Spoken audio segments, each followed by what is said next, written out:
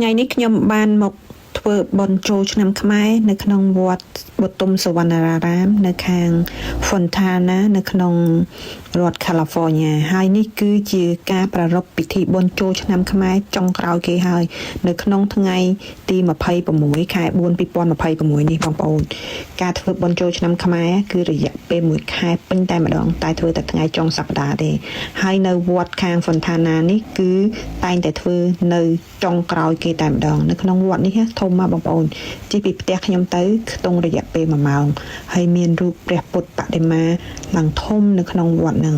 ហើយបន្ទាប់ពីថ្វាយបង្គំព្រះហើយក៏បានមកស្រង់ព្រះនៅខាងនេះគឺគេដាក់ឲ្យយើងស្រង់ព្រះហ្នឹងចា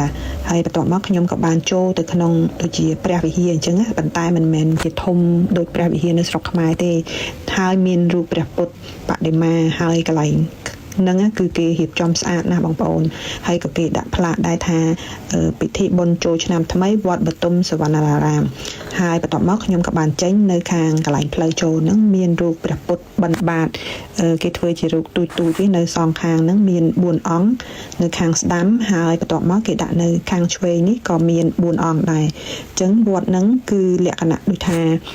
ជាទូចល្មមឯងក៏ប៉ុន្តែបរិវេណវត្តគឺធំមែនតើបងប្អូនចតឡានមានមនុស្សម្នាមកច្រើនមែនតើហើយខ្ញុំនឹងប្តីហើយកូននឹង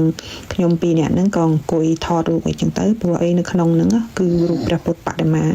ស្រស់ស្អាតខ្លាំងមែនតើបន្ទាប់ពីហ្នឹងមកខ្ញុំក៏ដើរចេញទៅខាងក្រៅហើយគេ